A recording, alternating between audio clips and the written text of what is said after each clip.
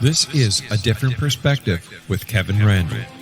A retired U.S. Lieutenant Colonel, Kevin Randle has been studying UFOs for nearly 50 years. Kevin has investigated some of the most famous UFO cases in the world and has been consulted for dozens of documentaries about UFOs. Considered one of the leading experts into the Roswell UFO crash of 1947, Kevin has written more than 25 books about UFOs, including the recently published Roswell in the 21st Century. Now, here is the host of A Different Perspective, Kevin Randle. And welcome to this edition of A Different Perspective. I'm Kevin Randle. Before I bring on the guest, I have one thing I want to say. For those of you who tuned in last week to hear Michael Shermer talk about the skepticism, I guess, in the world of UFOs, there was an unavoided conflict that arose at the last moment. We have rescheduled Michael for the end of the month, so we'll have an opportunity to chat with him. If you have questions for Michael Shermer, go to my blog at www.kevinrandle.blogspot.com and submit the question. It won't necessarily appear in the blog, but I'll see if we can't get it asked. My guest this week is Don C. Donderi. He was educated at the University of Chicago, which he entered at the age 15. That was basically still in high school, I guess. He graduated with a Bachelor of Arts degree at 18 and a B.Sc. Bachelor of Science in Biological Psychology at 21. He began his professional career as a research psychologist with IBM, where he helped develop radar navigation displays for the B-52 bomber. After graduating from Cornell University with a PhD in experimental psychology, he joined the Faculty of Science of McGill University, where he taught undergraduate psychology, trained PhD students, and served as Associate Dean of Faculty for Graduate Studies and Research. He retired from McGill in 2009 after a career of 47 years. He has written over 100 basic research papers and technical reports dealing with the science of human visual perception and memory, co-authored one textbook and edited another. He co-founded, I don't know why I got confounded by co-founded. He, as I said, co-founded a Toronto-based ergonomics consulting company and has carried out applied research and development projects for private and government clients on topics including flight instrumentation, flight simulation, marine navigation in the ocean and Arctic environment, safety, and chemical process engineering. His entire career has been in the mainstream of science and engineering. He is a dual American-Canadian citizen and lives in Montreal. His books include UFOs, ETs, and Alien Abductions, and Truth, Lies, and ETs. I'm gone. Don, welcome to the program. Thank you, Kevin. It's great to be here, and I want to show you something before. I want to get a word in first. This is a book that I got autographed from you and Don Schmidt in QFOS in about 1965. And it's got your inscription on the inside and Schmidt's inscription on the inside. I was a helper in a small way at QFOS, and our daughter, who lived in Chicago at the time, did some translations from French because we live in Montreal and she speaks French. Anyway, it's nice to see you again. It's been a long time. Yeah, yes, it has.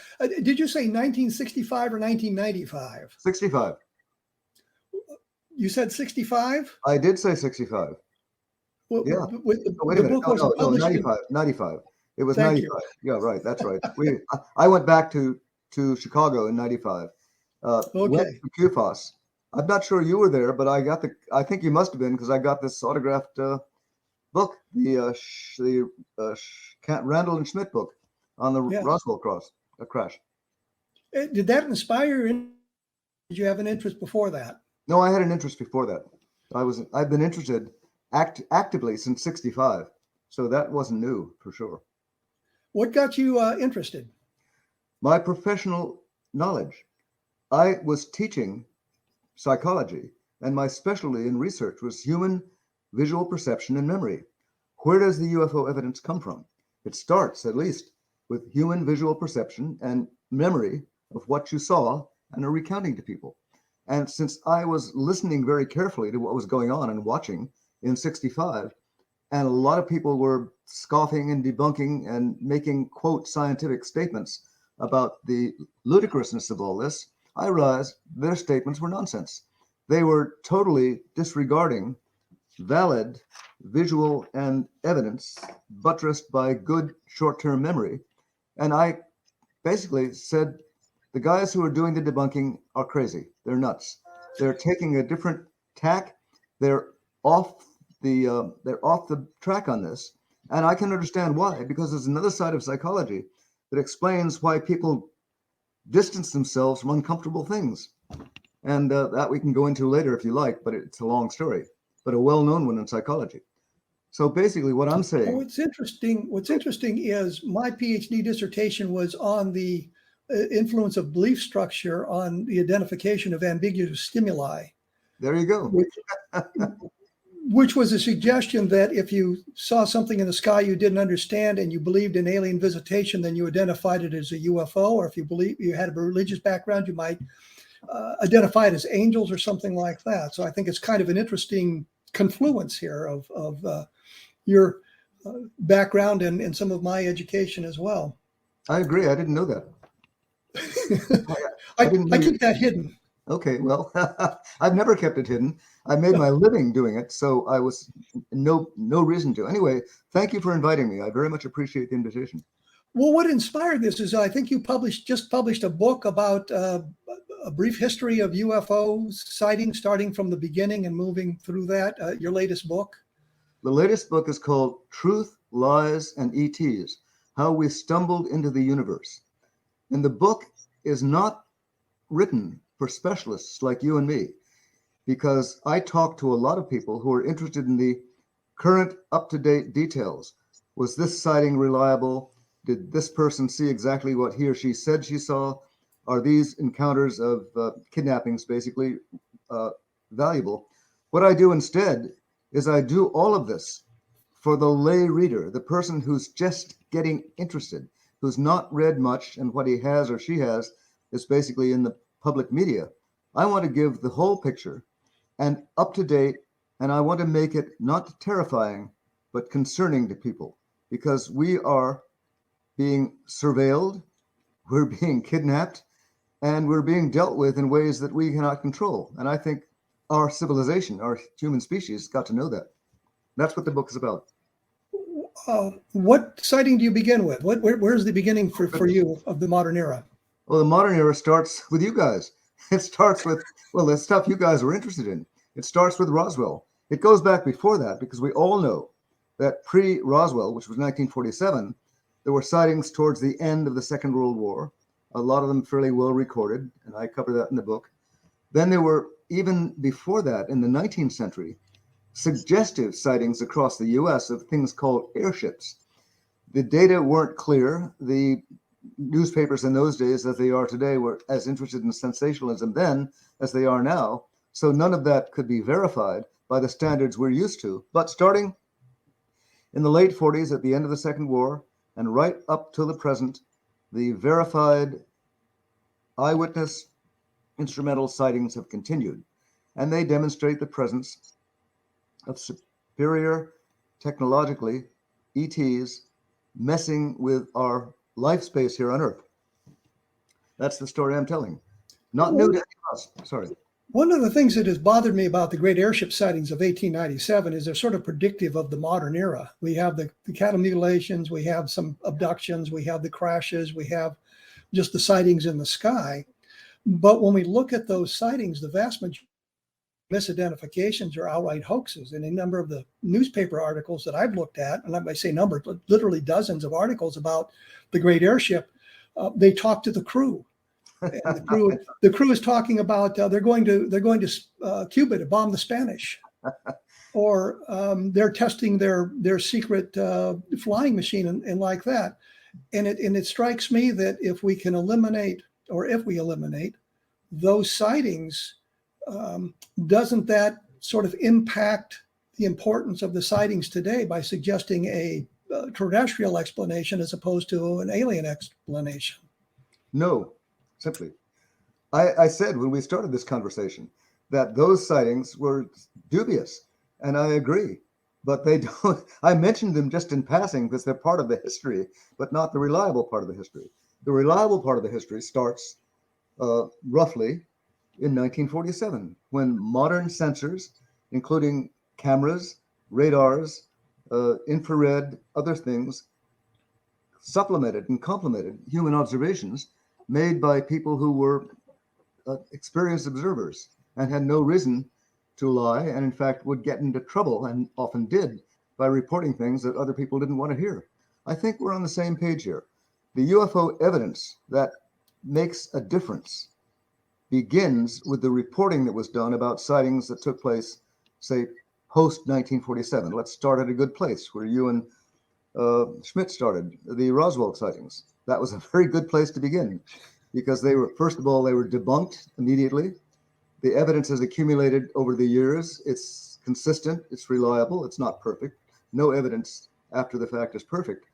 But the book that you so kindly autographed for me reports the beginning in a very thorough way of the evidence that's been accumulated ever since by people interested in the subject. I don't know what to call them, ufologists, I guess. That's what we all are, one way or another. And most of us have been able to do that by being very careful about who was employing us and what they knew. It was rare, and in my case, because I had tenure, quite possible for me to say what I wanted to say without getting the boot or losing income. And that is the thing I appreciate. Well, let me take a break here because we're running up against the clock as usual. The website, I believe, is ufosets.com/the author. No, ufoets.com. Okay. ufoets.com. And the book is Truth, Lies, and ETs. My blog, of course, is www.kevinrandle.blogspot.com, and we will be back right after this, so please stick around. And we are back. I'm here with Donderi. We're talking about UFOs and his new book, which is Truth, Lies, and ETs. And I guess we've kind of got hung up on the Roswell case, and I think I've explored that on this program probably way too much. Spent way too much time exploring that case. In the book, what cases did you find particularly fascinating? What do you describe there? Well, what I start with in the book, Kevin, is what happened from 2017 on. Remember, just before COVID and just before the Ukraine war, there was a big burst of very mainstream publicity about the U.S. Navy sightings that were released surreptitiously and basically verified or authenticated by the U.S. Navy and by the pilots who spoke out publicly about them. That changed the world, from my point of view, about the way the public was going to look at the evidence for real extraterrestrial presence in our environment.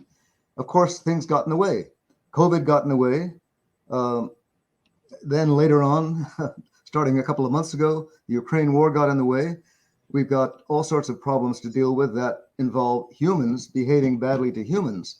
And we haven't really taken up on ETs behaving badly to humans, which they've been doing for quite a long time. But I start by reviewing the recent history, the encounters by David Fravor and Alex Dietrich, the two Navy pilots and the other two Navy pilots who reported them. Then I segue right into UFO's history, which goes back and begins basically with Kenneth Arnold and Roswell, which took place within the same 2 weeks in 1947.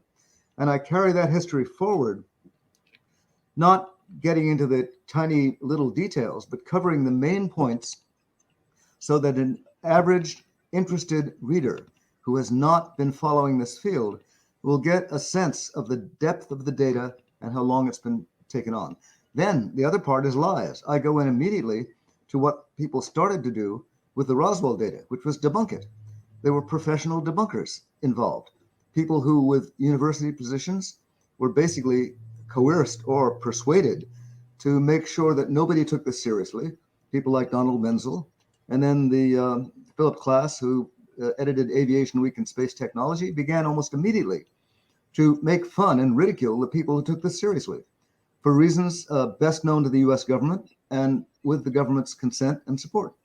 Then I go on to the ETs, who they are, what they look like, and why they're here.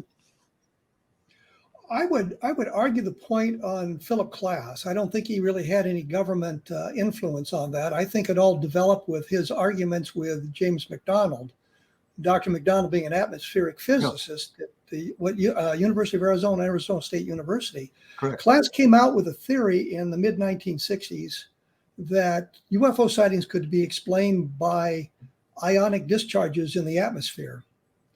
And I think that McDonald, among other scientists, kind of debunked that theory immediately, making class look a little bit foolish. And I think it was his motivation at that time to get even with him. So I think he came to the UFO table with a chip on his shoulder and he was just going to debunk everything. I don't think there was any government influence there. I think it was just his anger at the scientific community for their response to his theory.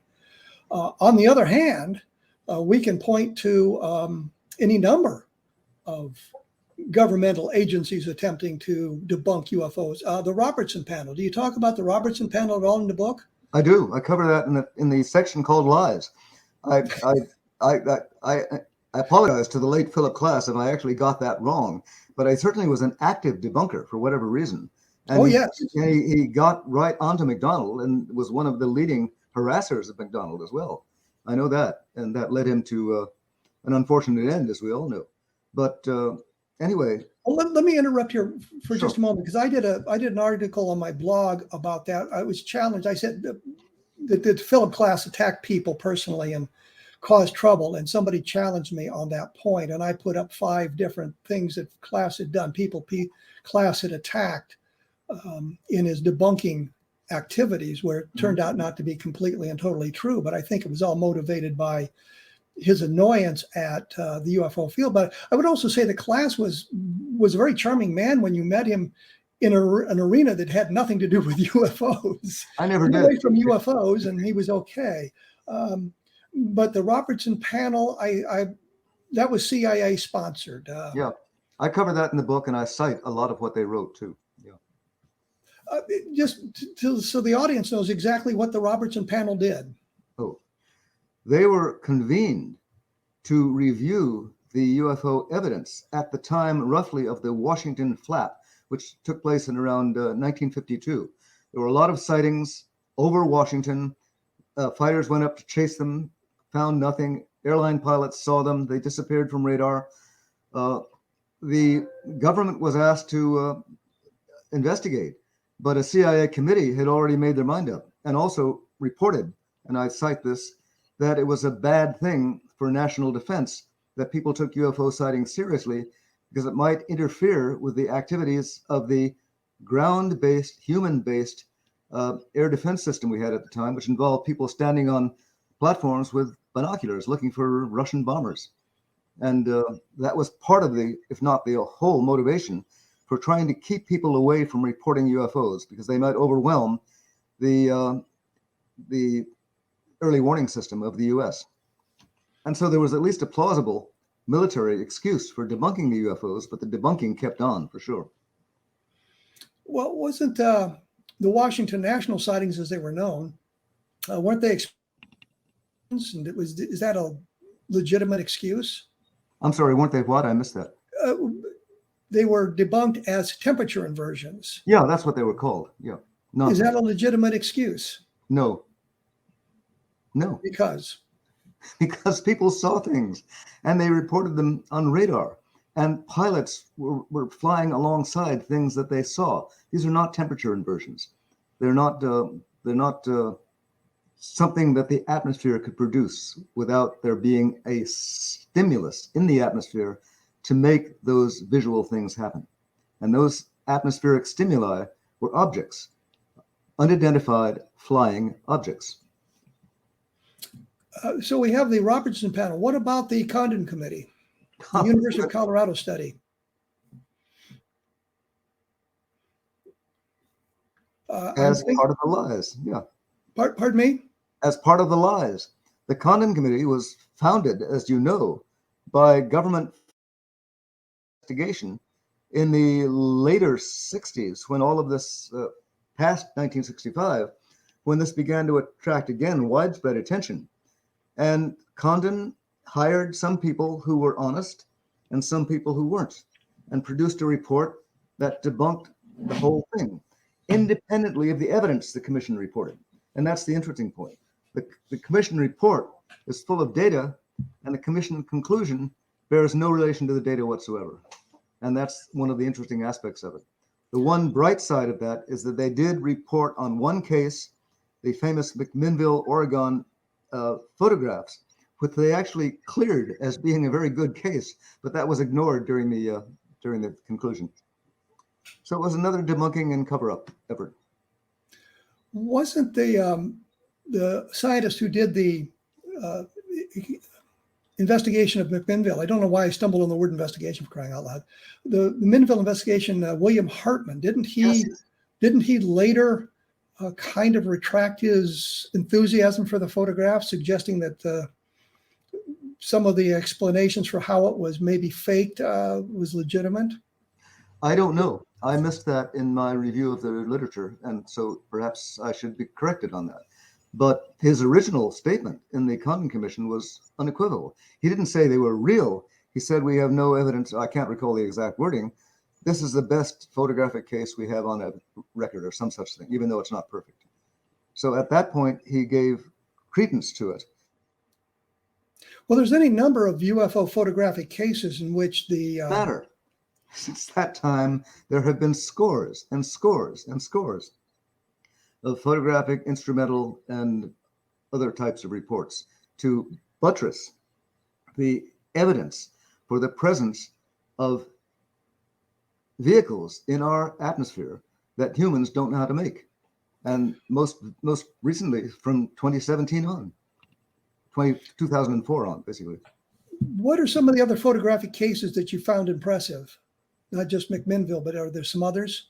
Well, McMinnville, not really, because you have to go until more recently.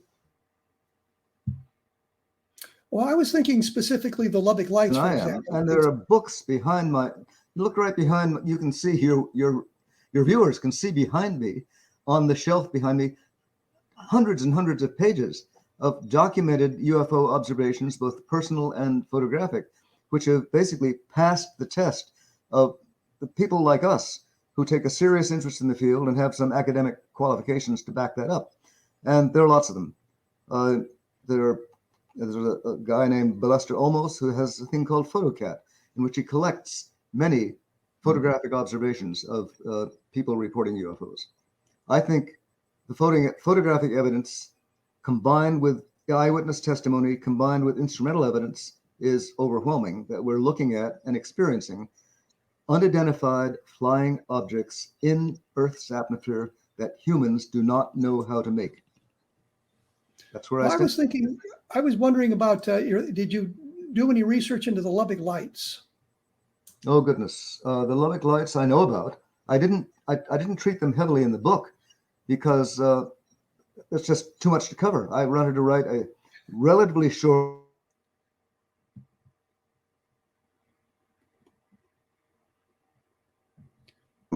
over Lubbock, Texas, which went on for days and was widely seen as an excellent case. I just didn't get around to it. That's all. There was so much else. Well, I understand having to limit the scope of a book because you only have a limited number of pages you can use. Well, look behind me. There are lots of people who've written lots more. When we come back, let's talk a little bit about physical evidence cases. I'm sure you covered some of the more famous physical evidence cases. We can take a look at those as well. Sure. Yeah. And as I say, you get a chance, take a look at my book on Level Land, which is the UFOs interacting with the environment, for example, and the latest book, Understanding Roswell, comes at it from basically a different perspective, I suppose. I will be back with Donderi. I don't know why I stumble on that every time. We will be back with him right after. And we are back. I'm here with Donderi. We're talking about UFOs, and when we went away, I promised we would talk about physical evidence cases. I don't know how many he looked at or what specific ones he did examine, but we'll find out right now. Physical evidence cases, what do you think? I've examined very few, quite honestly. That's one area where I have, you might say, not taken my shovel and trowel out into the woods and dug up burn sites and stuff like that. We know, you and I, from reading, that there's lots of evidence that what people see nearby leaves traces. One or two cases I can think of basically come from Bud Hopkins' works, the abduction researcher, where some of his abductees reported and people found shortly afterwards burn marks on the ground where the alleged UFO abduction took place. And there's a famous physical case with a guy named Stephen Michalek, who had been up in the mountains in Canada, came across a landed UFO, touched it, got burns, which were reported and recorded later after the UFO took off. So there is physical evidence. I consider, by the way, physical evidence not just to be things left behind, but also observations made by our tools. And our tools include photographs, they include radar, they include infrareds, and this stuff has accumulated exponentially during the last 5 or 10 years, especially since 2017. Everyone here probably knows this, although things happening in 2017 in the main media, New York Times, Washington Post, on TV, began to get overwhelmed almost immediately when COVID hit in. And the fact that US Navy jet pilots recorded on their own flying instrumentation, their carriers recorded on their radar instrumentation, evidence that these machines that we cannot make because they fly too fast, they accelerate so fast that if we were in them and not protected by means we don't understand, we would all be crushed like scrambled eggs on the wall of these things. This evidence is now overwhelming. It's been reported everywhere, and it's evidence based on reliable people and reliable instruments. That's good enough. In addition to the ground traces, the radioactivity that's left on certain sites when UFOs take off and people get there shortly afterwards, and so forth and so on. I can't qualify myself as an expert on this, and I don't cover much of it in the book. In fact, I just flipped through it to check while we were on a bit break. There's not much I can report here that you probably haven't already reported and other people haven't. Roswell is full of physical evidence, as we know, and you reported on that quite a while ago. And of course, all of it's controversial when it's been covered up, but a lot of it these days isn't covered up. Well, I was wondering, you didn't take a look at Socorro, New Mexico, Lonnie Zamora? Oh yeah, I did look at that. That was one of the cases that I did mention, and it's got physical evidence in it. I'm sorry, I thought about that as an occupant case, but of course, these two ETs standing alongside their landed UFO and got back into it and ran away when Lonnie showed up, and the thing emitted flames, left scorched earth and plants. Yeah, thanks for reminding me. It's in the book. There's a lot in the book. I thought of that one more or less as a quote occupant case, but it had physical evidence as well. Yeah. Oh yes, I really never think of it as an occupant case. I think of it as a police officer observation. And yeah, well, that's true too. What we're agreeing on here is that there's a tremendous amount of very hard evidence, the kind that would, as you pointed out, stand up in court with a law officer as a witness, and so forth and so on. It goes on and on. Well, I think that some of the skeptics look at all this material and they say, well, I want to see a piece of the UFO. I want to see the bodies. I want to see the craft itself. We don't have any of that. Is the evidence that we have really sufficient, or do we need to take one more step? Do we need one more thing before we get the absolute proof? So what do you want the government to do? Shoot one down? Seriously. I'm not saying that. I know you're not. I'm just wondering that we all have different standards for what we accept as the ultimate evidence of UFO visitation or alien visitation. And I was talked to any number of skeptics, and some of them seem quite reasonable, and some of them want the craft. They want to see the bodies that were recovered at Roswell, that sort of thing. And I just wondered where you, fit into that continuum of evidence, acceptance of the evidence. Where do you? I have made my living studying human visual perception and memory. It is possible to fool some of the people some of the time, but it's not possible to fool all of the people all of the time. And much of the evidence that's been collected visually and instrumentally is so consistent and so reliable that I have no hesitation. I would have no hesitation if ever asked to stand up in court put my hand on the Bible, and swear to tell the truth, the whole truth, and nothing but the truth, and state that extraterrestrial vehicles, including extraterrestrial crew, have been here, have visited, and have interacted with people.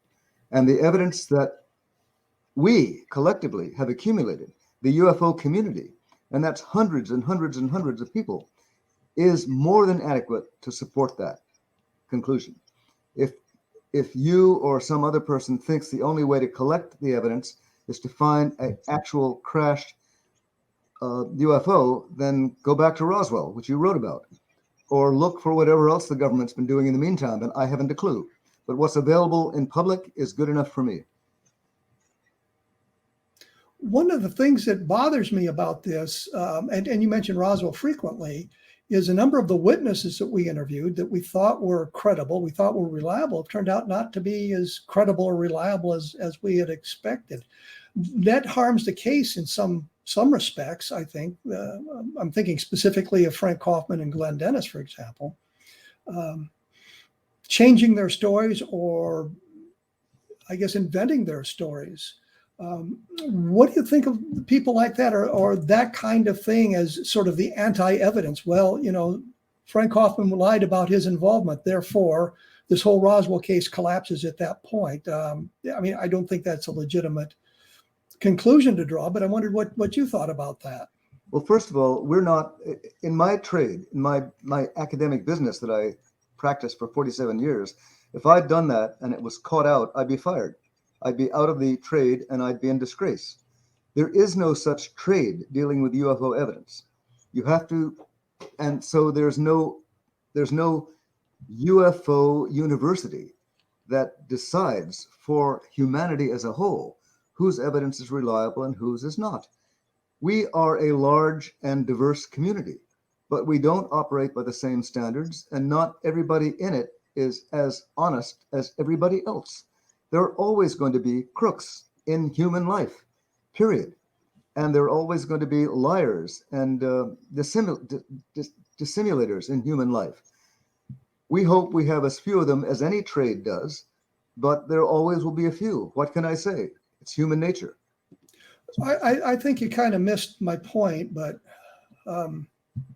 which was, well, let's take it to 1995 and the Air Force investigation of the Roswell case, coming out that it was a Project Mogul balloon.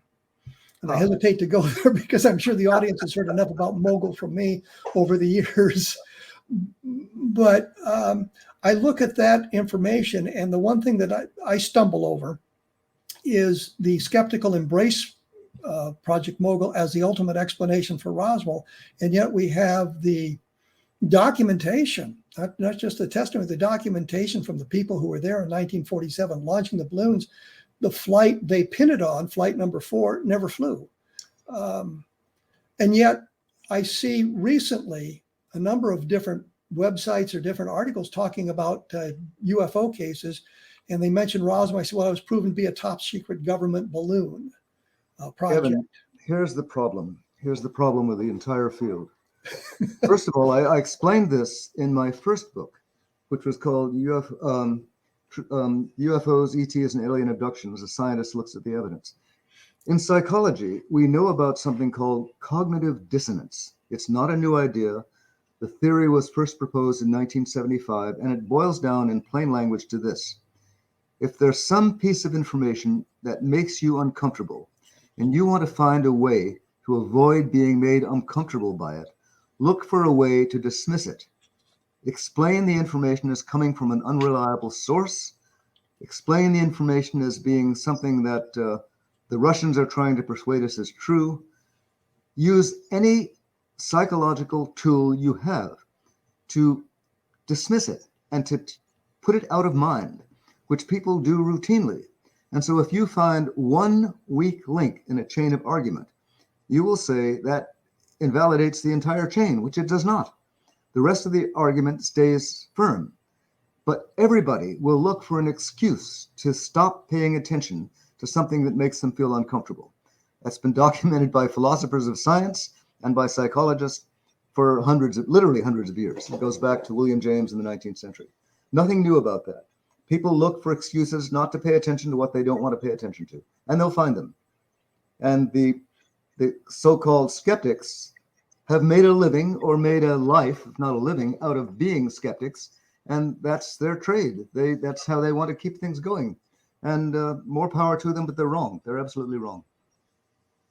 So the fact that we have this one little glitch, Project Mogul, and we can see that it doesn't really fit the evidence, and we see the timing is wrong, and we know that it never flew, that they seize upon that because it gives them an excuse not to accept the idea that we might be visited by alien creatures?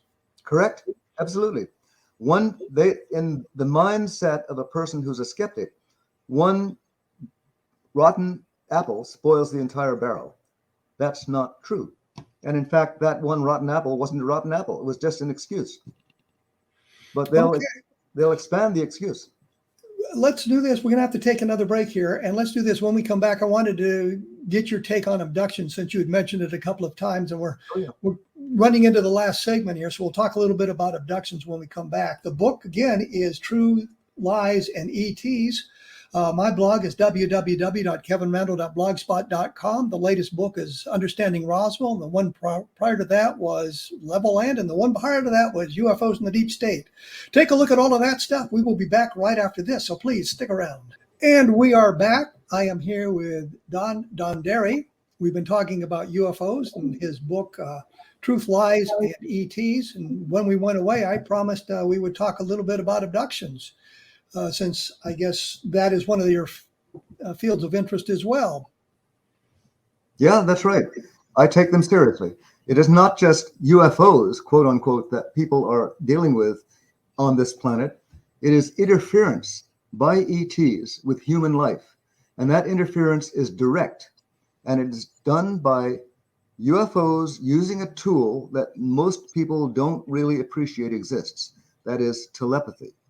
To approach and control human beings, and basically use other physical techniques that the ETs have that we don't have, which is to lift them into UFOs, often literally by using some anti-gravity device, then interfering with them, often with their reproductive systems, to produce hybrid UFO ET human critters who look just like us and come back to Earth.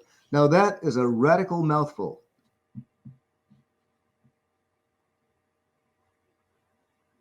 Desire not to believe will basically come in, and they'll want to do anything but take that information seriously, or that proposition seriously. I support it. I support the idea, first, that ETs can communicate telepathically with people, that is, without verbal communication and with force of command. Second, that they do abduct, that is, they kidnap, I use a better word, it's kidnap, people into their UFOs, or I call them extraterrestrial vehicles, that they interfere with them, mostly reproductively, by producing ET human hybrids who are then put back on Earth to integrate with human society, with one difference. They have the telepathic ability to control or modify human behavior. Now, all of that is a tremendous mouthful to absorb in a couple of sentences to absorb at the end of a very entertaining and interesting discussion we've had. But I think it's all true. And I'm willing to stake my book and my reputation on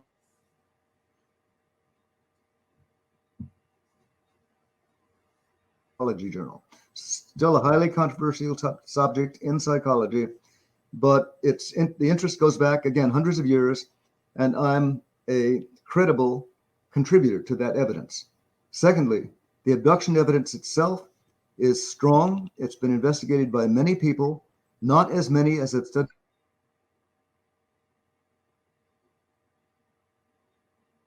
on the side of taking most of that evidence seriously. But isn't there way too many abductions being taken place if you think about the logistics of it? I think that their discussion of maybe 3 million Americans have been abducted, and of course the ETs wouldn't be interested just in Americans. They They might be interested in some Canadians, well, 2 or 3 Canadians. But I don't know South where you get America, that. Europe, and Africa, Australia, it just seems that the logistics would overwhelm any system to abduct people that frequently and that many. Well, first of all, I don't know how many people are abducted. I don't know where you came up with the 3 million number. I haven't a clue. And I've never tried in any scholarly sense to make a study of the evidence that would give me an appropriate number. Second thing is, I want to point out, and I do in the book, that we treat inferior species on this planet in exactly the same way that I claim and others claim ETs are treating us. We do it all the time. We interbreed them, we treat them as pets, we put them in zoos, we use them for research experiments.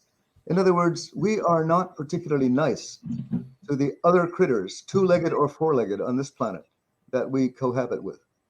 But the difference there is they're dealing with a sentient race. We're dealing with creatures that aren't sentient in the same way we are.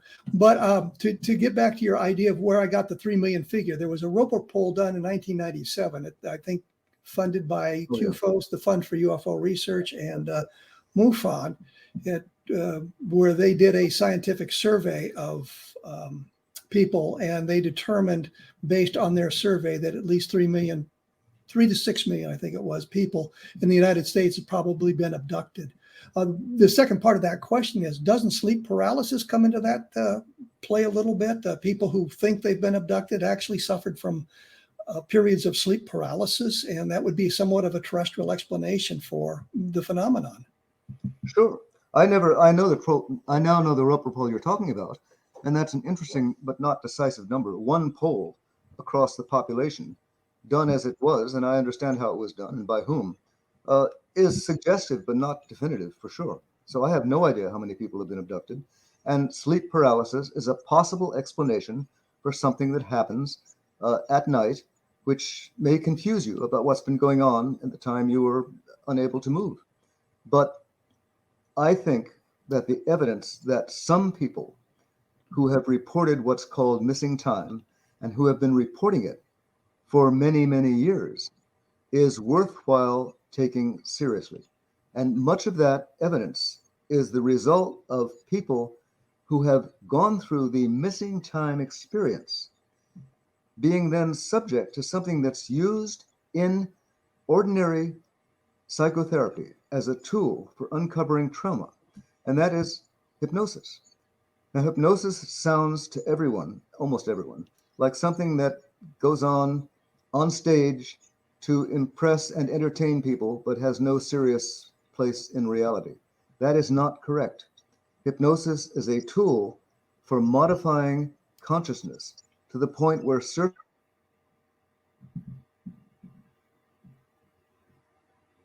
allowing other, usually traumatic thoughts to come to the surface, to arrive in consciousness, not inaccurate thoughts, not false thoughts, but hidden thoughts about earlier traumas, rape, misbehavior of one kind or another, either by oneself or by other people towards oneself.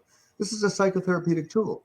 Can be abused like any tool can, like medicine can be abused, but when it's properly used and properly controlled, it has produced evidence that some people who had close encounters with extraterrestrial vehicles have also been brought on board those vehicles and studied at the very least and returned. So ET abductions, I believe, are real, some of them anyway. They have consequences, and those consequences include interfering with the reproductive processes of human beings, sometimes with the goal of producing an alien species that represents a cross between ETs and humans that look largely human. That's a very radical position. I hold it. How frequent it happens, I don't know, but I stand by it. What are some of the abduction cases you find particularly persuasive? Well, how about the original one, the Barney and Betty Hill case? Now, most people probably have heard of Barney and Betty Hill, if nothing else, because it was one of the first to be widely publicized in the 60s. Again, an event that took place, if I recall rightly, in 65. And it involved a interracial couple, unusual at the time, who were driving back from Montreal, of all places where I happen to be sitting right now, back to Portsmouth, New Hampshire, and were abducted on US Route 3 before the interstates were completed, and brought aboard the ET, subjected to various kinds of tests, and then returned to Earth.